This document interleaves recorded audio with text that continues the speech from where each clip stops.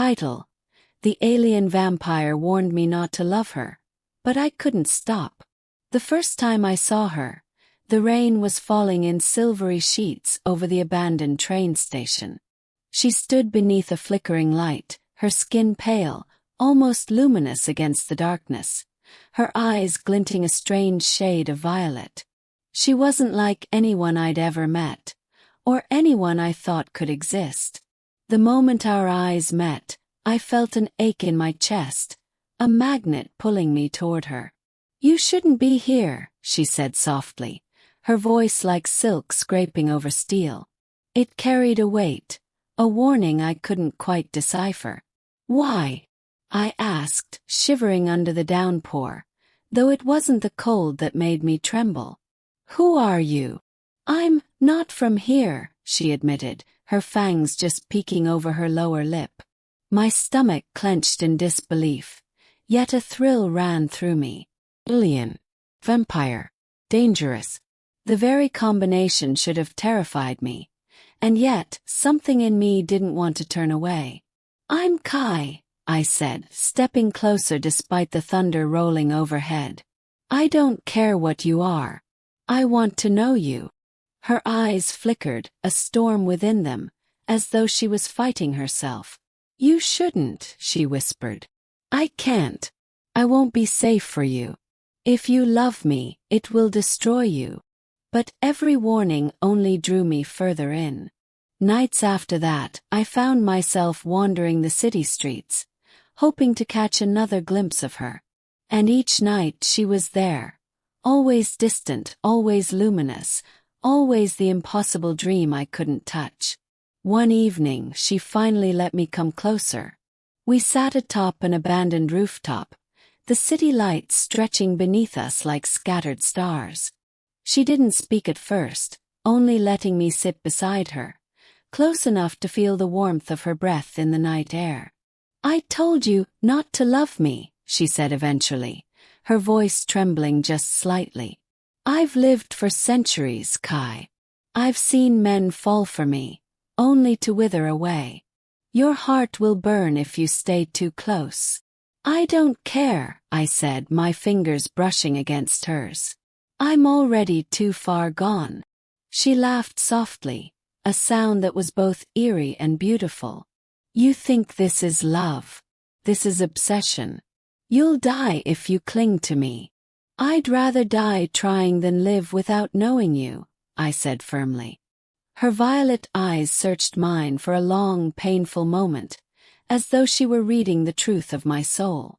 Then, almost painfully slowly, she leaned in, letting our lips meet for the first time.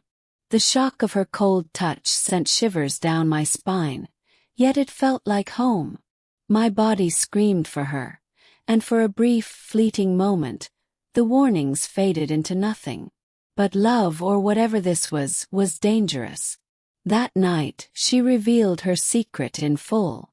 "I drink," she confessed, her eyes haunting me as the moonlight reflected in them.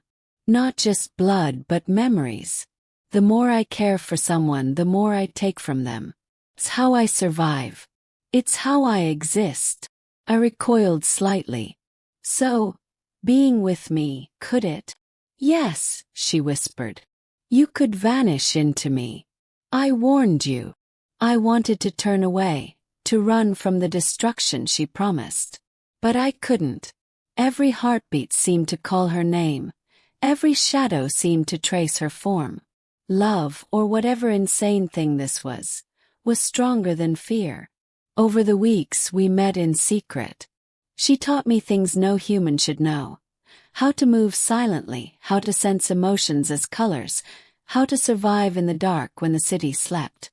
And I watched her struggle to hold herself back from me, as if some invisible tether kept her claws from dragging me into her abyss. One night, she pressed her forehead against mine, whispering, "I can't stop you from loving me, Kai. But I can promise.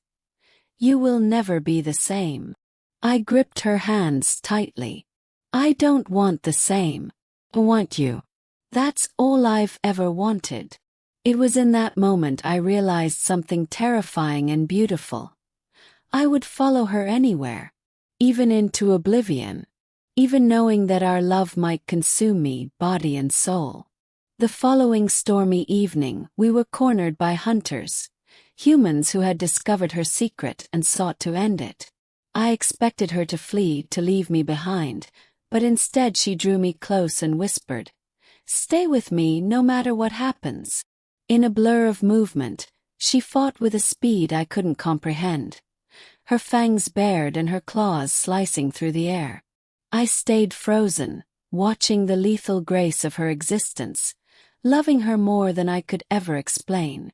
When the last threat was gone, she turned to me, her violet eyes softening, and murmured, "You're still here. You love me despite everything." "I can't stop," I admitted, my voice breaking. "And I don't want to." For the first time, she smiled fully, a rare, dangerous curve of her lips. She leaned into me, her head resting against my chest, and for a fleeting instant, the world seemed still.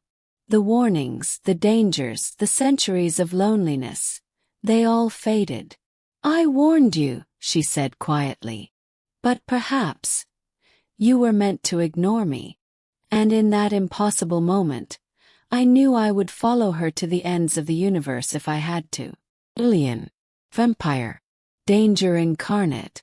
And yet she was mine, and I was hopelessly, irrevocably hers. Even if the love would burn me alive, I would never turn away. The following stormy evening, hunters cornered us, humans who had discovered her secret and wanted to end it.